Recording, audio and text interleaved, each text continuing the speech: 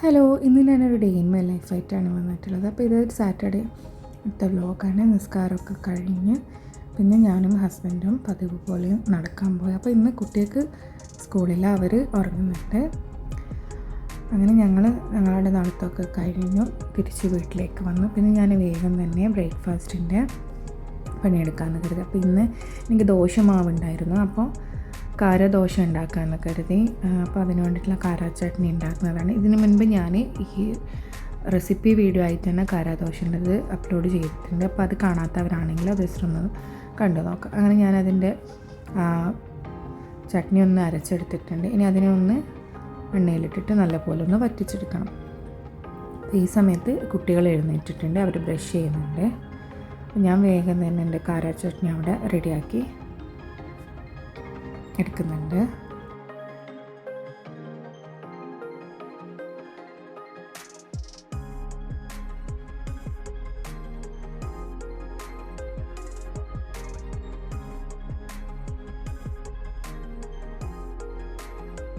അങ്ങനെ അതവിടെ റെഡിയാക്കിയിട്ട് അത് സൈഡ് മാറ്റി വെച്ചു. പിന്നെ ഞാൻ ദോശ ചുടാൻ വേണ്ടിയിട്ടുള്ള ദോശക്കല്ല് വെച്ച് അത് ചൂടായി വന്നപ്പോൾ ദോശ ഒഴിച്ച് കൊടുക്കുന്നുണ്ട്. ദോശമാവ് ഒഴിച്ചിട്ട് നമ്മൾ ദോശ ചുറ്റിച്ചെടുക്കുന്നുണ്ട്.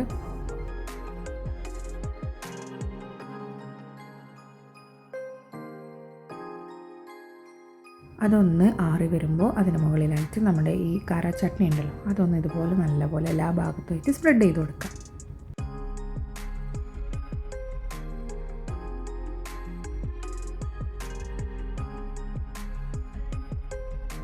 ഇനി അതിലേക്ക് കുറച്ച് ഗീ ഒഴിച്ച് കൊടുക്കാം. ഇനി അതൊന്ന് മൊരിയിച്ചെടുക്കാം. എന്നിട്ട് നമുക്ക് അത് ദോശക്കല്ലിൽ നിന്നും എടുക്കാം.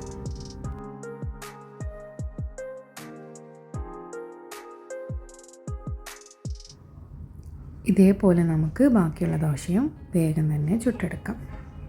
അപ്പോൾ ഞാൻ ഇതിൻ്റെ സൈഡായിട്ട് ഒന്ന് മുട്ട പൊരിക്കാമെന്ന് കരുതി. അപ്പോൾ ഒരു പാൻ വെച്ചിട്ട് അതിലേക്ക് ഓയിൽ വെച്ചിട്ട് 2 മുട്ടയാണ് എടുത്തിട്ടുള്ളത്. അതൊന്ന് പൊട്ടിച്ച് വെച്ചിട്ട് അത് ജസ്റ്റ് ഒന്ന് ഇങ്ങനെ അതിൻ്റെ ആ യെല്ലോ ഭാഗമെല്ലാം ഒന്ന് പൊട്ടിച്ചിട്ടിട്ടുണ്ട്. പിന്നെ അതിന് മുകളിലായിട്ട് കുറച്ച് ഉപ്പും മുളക് പൊടിയും ഇട്ടിട്ട് ജസ്റ്റ് ഒന്ന് പൊരിച്ചെടുക്കുന്നു, അത്ര മാത്രം. അങ്ങനെ ചായയൊക്കെ ഉണ്ടാക്കി ഞാൻ കുറച്ച് ഫ്രൂട്ട്സും എടുത്തിട്ടുണ്ട്. അങ്ങനെ ഞാനും ഹസ്ബൻഡും കുട്ടികളൊക്കെ നമ്മൾ ബ്രേക്ക്ഫാസ്റ്റ് കഴിച്ച് ഹസ്ബൻഡ് ഓഫീസിലേക്ക് പോയി. പിന്നെ ഞാൻ വേഗം തന്നെ ബ്രേക്ക്ഫാസ്റ്റ് കഴിച്ചതിൻ്റെ പാത്രങ്ങളൊക്കെ ഉണ്ടല്ലോ അതെല്ലാം വേഗം തന്നെ കഴുകിയെടുക്കാൻ നിന്നു.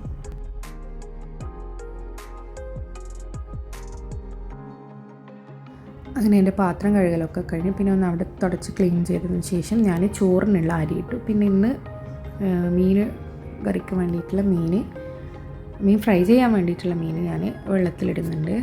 അപ്പോൾ അതുമൊക്കെ അവിടെ വെള്ളത്തിലിട്ട് വെച്ചു. പിന്നെ ഞാൻ വേഗം പോയിട്ട് ബാൽക്കണി ഒന്ന് എനിക്ക് ക്ലീൻ ചെയ്യാനുണ്ടായിരുന്നു. അപ്പോൾ ഞാനതൊക്കെ വെള്ളം ഒഴിച്ചിട്ട് അവിടെ ഒന്ന് നല്ലപോലെ ക്ലീൻ ചെയ്തെടുക്കുന്നുണ്ട്. അങ്ങനെ അവിടെ ക്ലീനൊക്കെ ആക്കി കഴിഞ്ഞ് കയറുമ്പോൾ കുട്ടികൾ അവരുടെ ബുക്സും കാര്യങ്ങളൊക്കെ താഴെ ഇട്ടിട്ട് എല്ലാം റെഡിയാക്കി എടുത്ത് വെക്കുന്നുണ്ട്. പിന്നെ ഞാൻ വീഡിയോ എടുക്കുന്നത് കുറച്ച് കഴിഞ്ഞിട്ട് എൻ്റെ ഫോൺ ഓഫ് ആയിട്ടുണ്ടായിരുന്നു. അപ്പോഴേക്കും ഞാൻ എൻ്റെ പണികൾ തീർത്തിട്ടുണ്ടായിരുന്നു. മീനൊക്കെ കട്ട് ചെയ്ത് മുളക് വരക്കി വെച്ചിട്ടുണ്ടായിരുന്നു. പിന്നെ ഞാൻ കൈപ്പക്ക മുളകിട്ടതും ആണ് ഉണ്ടാക്കിയത്. അപ്പോൾ ഇത് ഞാൻ സ്ട്രോബെറി സിറപ്പ് ഉണ്ടാക്കുന്നത്. എനിക്കൊരു ഐസ്ക്രീമിൻ്റെ ഓർഡർ ഉണ്ടായിരുന്നു, അപ്പോൾ അതിന് വേണ്ടിയിട്ട്. പിന്നെ ഞാനിത് പച്ചടി ഉണ്ടാക്കിയിട്ടുണ്ടായിരുന്നു, മുളക് കൊണ്ടാട്ടോ. പിന്നെ കുറച്ച് കുക്കുമ്പർ കട്ട് ചെയ്ത് വെച്ചിട്ടുണ്ടായിരുന്നു. അങ്ങനെ അതൊക്കെ കഴിഞ്ഞ് ഞാൻ വേഗം തന്നെ പിന്നെ എല്ലാ സ്ഥലവും ഒന്ന് അടിച്ചു വരാൻ നിന്നു. ഞാൻ ഫോൺ ചാർജ് ചെയ്തിരുന്ന സമയത്താണ് കിച്ചണിലെ ബാക്കി കാര്യങ്ങളൊക്കെ ചെയ്തിട്ടുണ്ടായത്.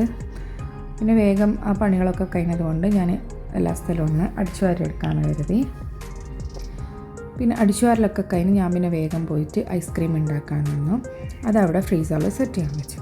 പിന്നെ അപ്പോൾ ഇന്ന് ഞാൻ കരുതി ഈവനിങ് സ്നാക്കായിട്ട് നമ്മുടെ ദുബായ് വൈറൽ പൊറോട്ട ബർഗർ ഉണ്ടല്ലോ അതുണ്ടാക്കാമെന്ന് കരുതി. ഞാൻ കുറച്ച് ലേറ്റായിട്ടാണ് എല്ലാവരും റീൽസൊക്കെ ഇട്ട് കഴിഞ്ഞു. അപ്പോൾ ഞാൻ എൻ്റെ ഒരു രീതിയിൽ ഇപ്പോൾ ഉണ്ടാക്കാമെന്ന് കരുതി. അപ്പോൾ ഞാൻ വീറ്റ് പൊറോട്ടയാണ് ഉണ്ടാക്കുന്നത്. അതിൻ്റെ മാവ് അവിടെ കുഴച്ച് വെച്ചിട്ടുണ്ട്. വീറ്റ് പൊറോട്ടയുടെ റെസിപ്പിയൊക്കെ ഞാൻ ഓൾറെഡി കാണിച്ചിട്ടുണ്ട്. അത് കാണാത്തവരാണെങ്കിൽ ഒന്ന് ചാനലിൽ പോയി സെർച്ച് ചെയ്ത് നോക്കിയാൽ മതി. പിന്നെ ഞാനിവിടെ ചിക്കൻ ബ്രസ്റ്റ് എടുത്തിട്ട് അതിലേക്ക് ഉപ്പും ഒരു പച്ചമുളകും മാത്രം ഇട്ടിട്ടാണ് ഞാൻ അതൊന്ന് മിക്സ് ചെയ്തെടുത്തത്. എന്നിട്ട് അതിന് ഞാൻ 4 ബോൾസ് ആക്കി എടുക്കുന്നുണ്ട്. ഞാൻ എക്സ്ട്രാ മസാലകളൊന്നും ആഡ് ചെയ്തിട്ടില്ല. അത് നമുക്ക് ആ ചിക്കൻ്റെ ഒരു ഫ്ലേവറിന് വേണ്ടിയിട്ടാണ്. അങ്ങനെ പച്ചമുളക് മാത്രം ഒരു ചെറിയ സ്പൈസിക്ക് വേണ്ടിയിട്ട്.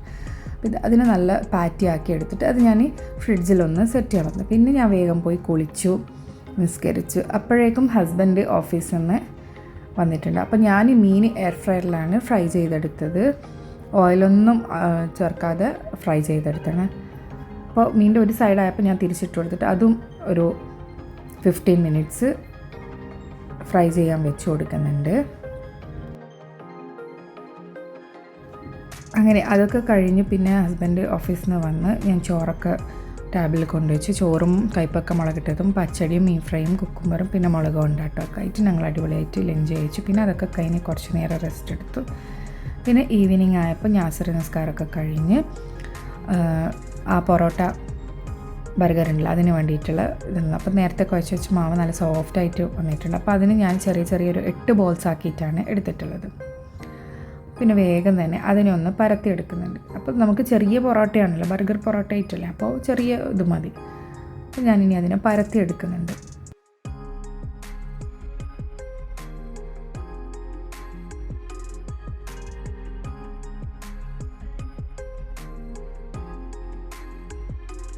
നല്ല കനം കുറച്ചിട്ടാണ് ഞാനിവിടെ ഇത് പരത്തിയെടുക്കുന്നത്.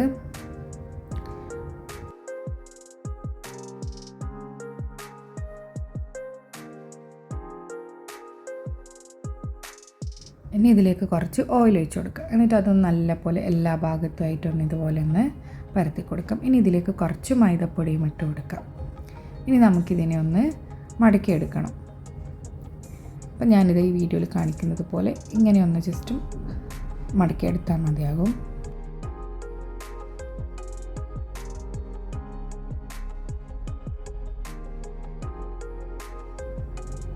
ഇനി അതിനെ നമുക്കൊന്ന് നമ്മുടെ പൊറോട്ട ചുറ്റിയെടുക്കുന്ന പോലെ ചുറ്റിയെടുക്കാം.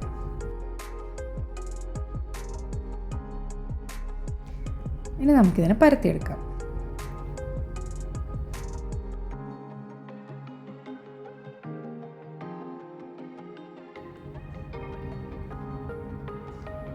അപ്പോൾ ഈ പൊറോട്ട പരത്തിയെടുക്കുന്ന സമയത്ത് അധികം ഇതിൽ കനം കുറച്ച് പരത്തേണ്ട ആവശ്യമില്ല, ഒരു മീഡിയം ഇതിൽ മതിയാകും. അപ്പോൾ ഇതാ ഞാനിത് പരത്തിയെടുത്തിട്ടുണ്ട്. ഇനി ഇതുപോലെ നമുക്ക് ബാക്കിയുള്ളതും പരത്തിയെടുക്കാം. പിന്നെ ഞാൻ ഈ പൊറോട്ട വേഗം തന്നെ ചുട്ടെടുക്കുന്നുണ്ട്.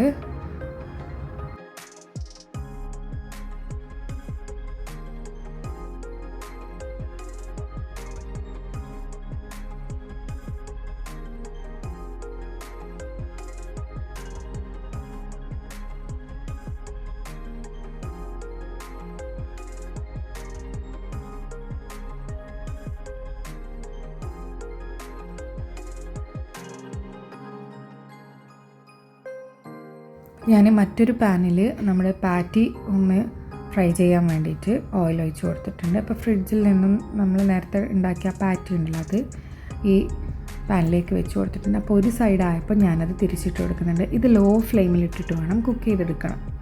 കാരണം ആ പാറ്റിയൊക്കെ നല്ലപോലെ ചിക്കൻ്റെ ഇത് നമുക്ക് കുക്കായി കിട്ടണം. അപ്പോൾ ലോ ഫ്ലെയിമിലിട്ടിട്ട് വേണം ചെയ്തെടുക്കാൻ. അങ്ങനെ ഒരു സൈഡായപ്പോൾ ഞാൻ വീണ്ടും തിരിച്ചിട്ട് കൊടുക്കുന്നുണ്ട്.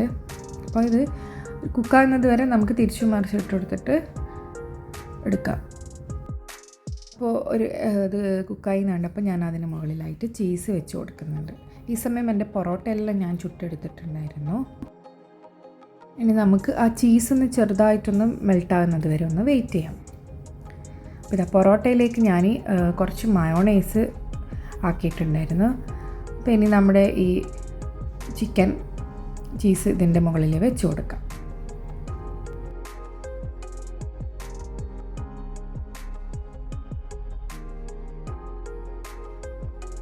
ഈ സമയം തന്നെ ഞാൻ ചായക്കുള്ള പാലും അവിടെ വെച്ചിട്ടുണ്ട്. ഇനി നമ്മൾ ചിക്കന് പാറ്റി തയ്യാറാക്കിയ സെയിം പാനിൽ തന്നെ നമുക്ക് കുറച്ച് സവാള ഒന്ന് കാരമലൈസ് ചെയ്തെടുക്കണം.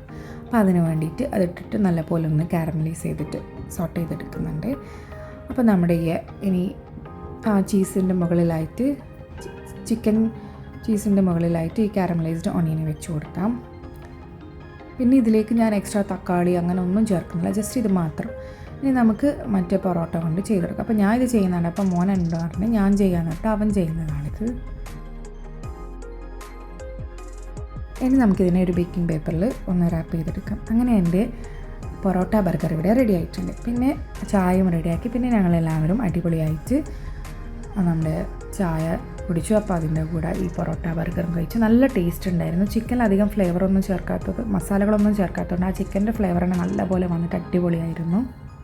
അപ്പോൾ ഹസ്ബൻഡ് പറയുന്നതാണ് ഇത് സൂപ്പറായിട്ടുണ്ട്. അപ്പോൾ പിന്നെ ഇതിന് ശേഷം ഞാൻ കാര്യമായിട്ട് വീഡിയോ ഒന്നും എടുത്തിട്ടില്ല. അപ്പോൾ എൻ്റെ ഇന്നത്തെ വീഡിയോ ഇത്രയേ ഉള്ളൂ. എല്ലാവർക്കും ഇഷ്ടമായെന്ന് കരുതുന്നു. പുതിയ വീഡിയോസുമായി വീണ്ടും കാണാം. Thank you for watching.